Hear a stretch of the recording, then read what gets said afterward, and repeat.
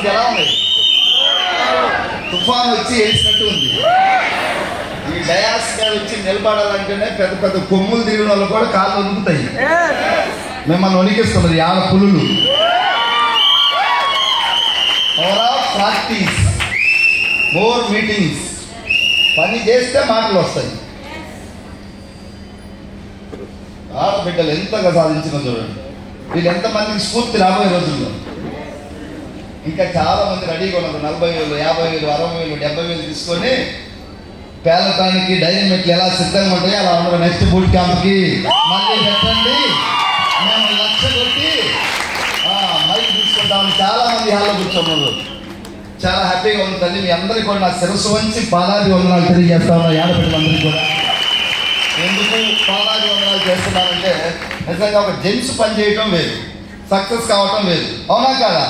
వాళ్ళకి ఎన్ని బాధ్యతలు, ఇంటి బాధ్యతలు, పిల్లలు చూసుకోవాలి, హస్బెండ్ జర డ్రింకేసి వస్తే ఆయన ఓదార్చాలి, జర లేట్కి వస్తే క్షమాపణ చెప్పుకోవాలి. ఆ పాత్ర మనం చేయలేం సార్, చేస్తావా?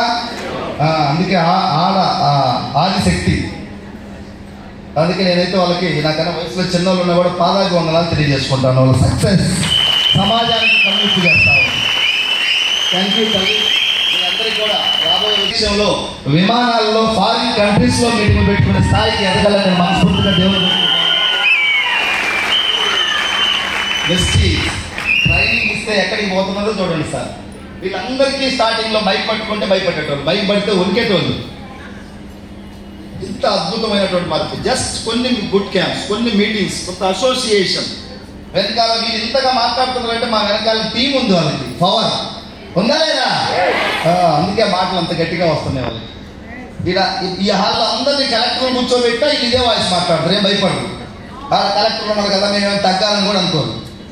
అంత ధైర్యం, కాన్ఫిడెంట్ వచ్చింది. సక్సెస్.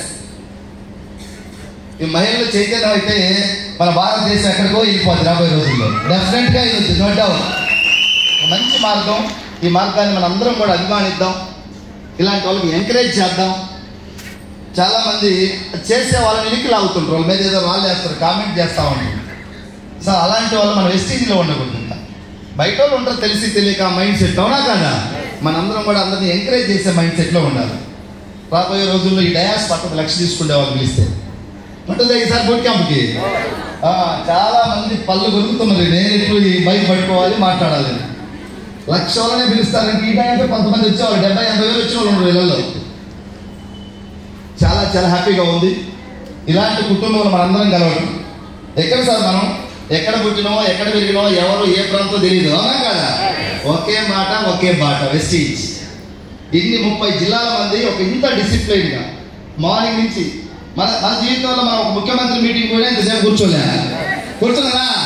వెస్టీజ్ ఏదో పవర్ ఉంది కూర్చోబెట్టింది. ఎంత కూర్చోవాలి. ఈరోజు ఈవినింగ్ 7 టైం లేయాలనిపించట్లే. ఇంకా ఏదో తెలియనటువంటి ఒక మహత్యం ఉంది వెస్టీజ్లో.